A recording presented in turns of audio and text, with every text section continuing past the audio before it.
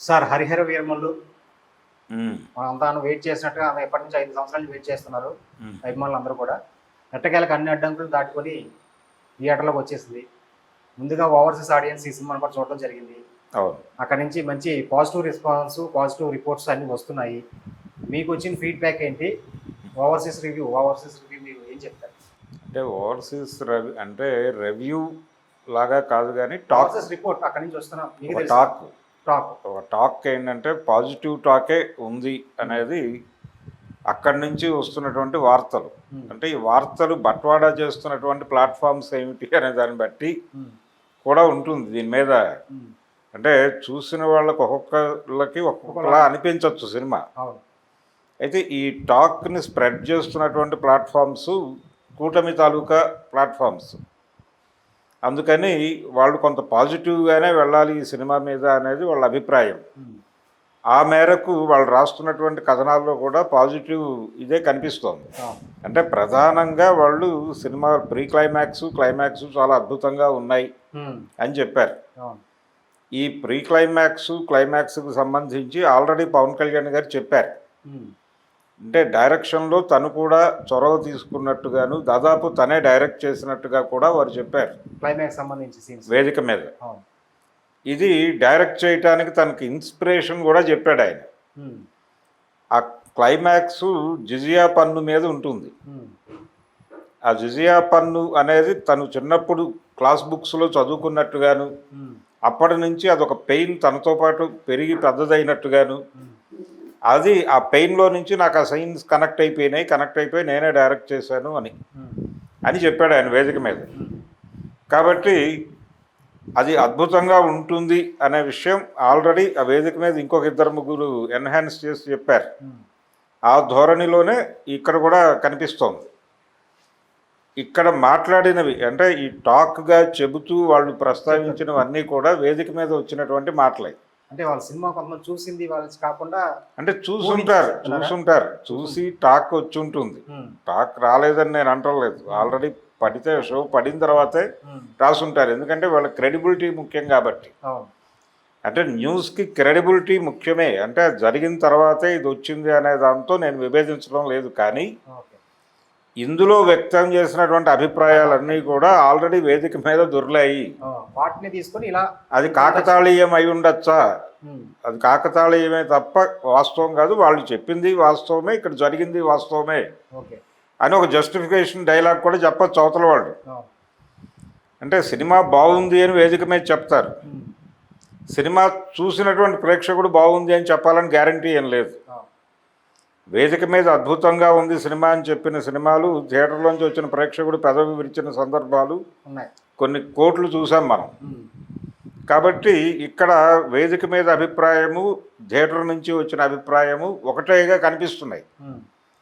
ఇది నేరుగా ప్రేక్షకుడి నోటి నుంచి మనం విన్నది కాదు. హ్మ్. అవును.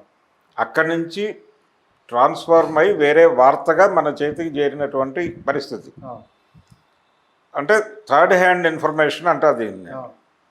ఈ థర్డ్ హ్యాండ్ ఇన్ఫర్మేషను వేదిక మీద మాట్లాడినటువంటి మాటలకి పోలి ఉంది. హ్మ్.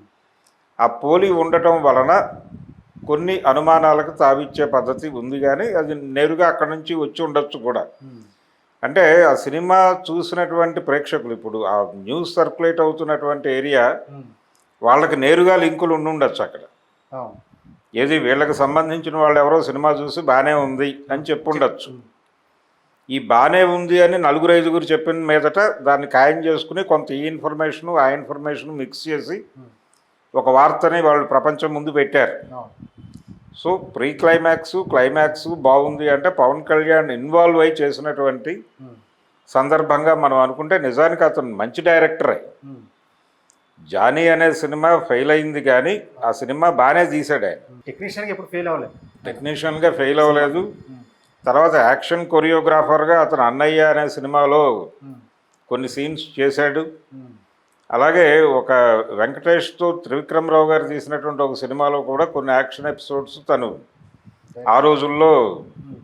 యాక్షన్ కొరియోగ్రఫీ చేసి పెట్టాడు. హ్మ్. ఇలా ఒక చరిత్ర ఉంది అతనికి. అంటే కెమెరా సినిమా క్రాఫ్ట్కు సంబంధించిన జ్ఞానం ఉంది హ్మ్. పవన్ కళ్యాణ్కి. హ్మ్. అలా టెక్నికల్గా అతని సౌండే, టెక్నికల్గా సౌండ్ ఆ సినిమాలో కొత్త ప్రయోగాలు చేశాడు. చాలా రోజుల తర్వాత మళ్ళీ సౌండ్ విషయంలో కేర్ తీసుకున్నటువంటి సినిమా జానీనే. అలా చాలా టెక్నిక్స్ వాళ్ళు వాడినటువంటి షాట్లు, లొకేషన్స్, కొంత ఇంగ్లీషు సినిమా తాలూకా ప్రభావం కనిపించినప్పటికీ అప్పటి ఆయన ఆలోచన విధానం ప్రకారమే నడిచింది సినిమా. అందుకని ఇందులో ఈ క్లైమాక్స్, ప్రీ క్లైమాక్స్, ఆయన ఇన్వాల్వ్మెంటు నటుడిగా మాత్రమే కాదు టెక్నీషియన్గా కూడా ఇన్వాల్వ్మెంట్ ఉంది అంటున్నారు కాబట్టి డెఫినెట్గా బాగానే ఉండే అవకాశం ఉంది. రెండోది క్రిష్ మొదటి నుంచి అంటే ఈ లైన్ అనుకున్నప్పటి నుంచి ఆయనకు ఒక టేకింగ్ కెపాసిటీ ఉంది. ఆయన చేసినటువంటి సినిమా కంచె కావచ్చు, మొదటి నుంచి కూడా ఆయన న్యాచురల్ లొకేషన్స్ని ప్రిఫర్ చేస్తూ విఎఫ్ఎక్స్ తక్కువ పెడుతూ తక్కువ వాడుతూ అలా ఒక బ్లెండ్లో వెళ్తున్నాడు.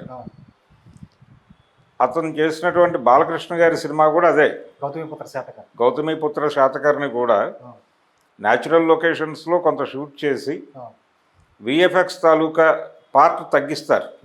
మణిరత్నం పొన్నియిన్ సెల్వన్లో చేసింది కూడా అదే. దీనివలన ఏమవుతుందంటే ఆడియన్స్కి కొంత కంటికి శ్రమ తగ్గుతుంది, అందువలన రిలాక్స్డ్గా సినిమా చూడటానికి వీలుంటుంది. బహుశా ఆ వాతావరణం కూడా కనిపించి ఉంటుంది సినిమాలో. ఫాస్ట్గా కూడా అయ్యే అవకాశం ఉంది.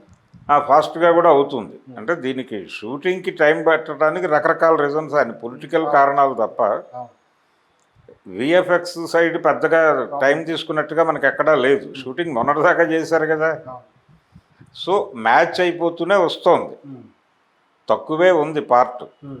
ఇలా ఇప్పుడు ఆ సెకండ్ పార్ట్ కూడా 20% అయిపోయిందని చెప్పాడు ఆయన. ఏది పవన్ కళ్యాణ్ ఒక ఇంటర్వ్యూలో 20% అయిపోయింది పార్ట్ 2 అని చెప్పాడు ఆయన.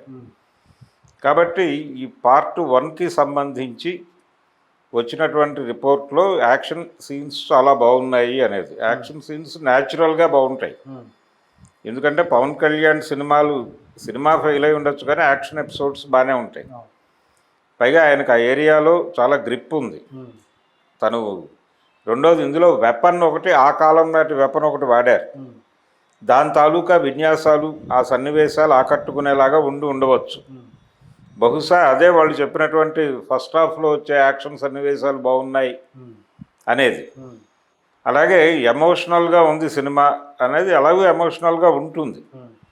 అంటే దానిలో సఫర్ అయ్యేటువంటి ప్రజలు, వాళ్ళ కష్టాలు, వాళ్ళ కన్నీళ్ళు, దాని తాలూకా ఇది కూడా ఉంది. ఎందుకంటే ఇతని క్యారెక్టర్ పరిచయం అవటం ఒక రాబిన్ హుడ్ తరహాలో పరిచయం అవుతుంది. అంటే ఉన్న వాళ్ళని కొట్టి లేని వాళ్ళకి పెట్టేటువంటి పాత్రగా ఇంట్రడ్యూస్ అయ్యి అక్కడి నుంచి ఒక చోరీ కార్యక్రమానికి సుపారీ తీసుకోవటం దగ్గర ఢిల్లీతో కనెక్ట్ అవుతుంది.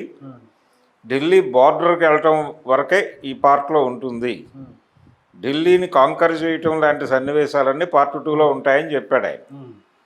సో ఆ ప్రకారం అక్కడ ఢిల్లీలో ల్యాండ్ అవటం అనే క్లైమాక్స్ అది కూడా అలరించింది. అలాగే ఎమోషనల్గా ఉండటానికి ఆయన క్యారెక్టర్ డ్రైవ్, ఇవన్నీ కూడా ఈ ప్రయాణంలో అతను చూసేటువంటి జీవితం ఇదంతా ఎమోషనల్గానే ఉంటుంది అని నేను అనుకుంటున్నాను.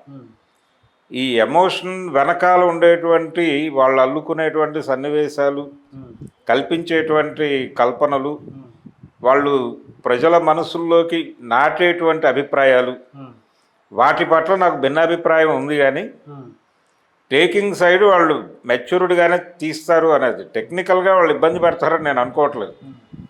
కాశ్మీర్ ఫైల్స్ కూడా టెక్నికల్గా బాగానే ఉంటుంది సినిమా, టెక్నికల్గా బాగుంటుంది, ఎమోషనల్గా ఉంటుంది, జనాల్ని కనెక్ట్ చేసుకుంది, విపరీతమైన డబ్బులు కలెక్ట్ చేసింది. కానీ ఆ కంటెంట్ పట్ల నాకు భేదాభిప్రాయం ఉంది. అలాగే ఈ సినిమాకు సంబంధించి కూడా వాళ్ళు జనం మనసుల్లో ఏం నాటబోతున్నారు అనే విషయం మీద కన్ఫ్యూజను కొంత ఉంది ప్రపంచానికి. కానీ నాకు క్లారిటీ ఉంది ఆ విషయంలో వాళ్ళు ఏం నాటుతారు అనేది. ఆ నాటే విషయాలు దుర్మార్గమైనవి అని నేను పర్సనల్గా ఫీల్ అవుతున్నాను. కానీ టెక్నికల్గా సినిమా బాగానే ఉండొచ్చు. అంటే థియేటర్లోకి వెళ్ళినటువంటి ఆడియన్ని సినిమా అనేది 3 పనులు చేయాలి. ఒకటి ఎమోషనలైజ్ చేయాలి, ఎంటర్టైన్ చేయాలి కనీసంగా. మూడోది ఎంగేజ్ చేయగలగాలి. ఈ 3 సక్సెస్ అయితే సినిమా పాస్ అయినట్టుగానే భావిస్తాం మనం. వాళ్ళు ఏదైనా చెప్పండి, వాడు మంచి చెప్పినా చెడు చెప్పినా దుర్మార్గం చెప్పినా ఏది చెప్పినా ఎంగేజ్ చేశాడా లేదా, ఎమోషనలైజ్ అవ్వాలి, ఎమోషనలైజ్ చేశాడా లేదా, ఎంటర్టైన్ చేశాడా లేదా, అంతే. ఆ 3 చేసినట్టుగా వస్తున్నటువంటి రివ్యూలు చెప్తున్నాయి. రివ్యూలు కాదు, ఒపీనియన్స్, అక్కడి నుంచి వస్తున్న టాక్ మాత్రమే.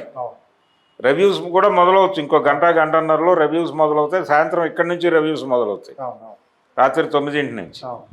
ట్విట్టర్ రివ్యూస్తో మనం మేల్కొంటాం. మరి ఆశించినట్టుగా రేపు మార్నింగ్ షోకి వెళ్ళేటువంటి ప్రేక్షకులు పూర్తి క్లారిటీతో వెళ్తారు.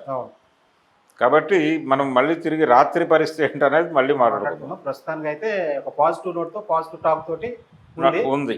మరి అన్నట్టుగానే ఒక బ్లాక్ బస్టర్ సాధిస్తాము ఆశిద్దాం. అంటే ఇక్కడ కలెక్షన్స్కి సంబంధించి కూడా బుకింగ్లు ఓపెన్ అయిన తర్వాత రష్ బాగానే ఉంది. అంటే 2 తెలుగు రాష్ట్రాల్లో 80 కోట్లు డే 1 కలెక్షన్ ఉండొచ్చు అనేది ఒక అంచనా ఉంది. 100 అని అంటున్నారు కానీ 80 వరకు రీచ్ అయ్యే ఛాన్స్ ఉంది అనేది ఇప్పటికున్నటువంటి అభిప్రాయం.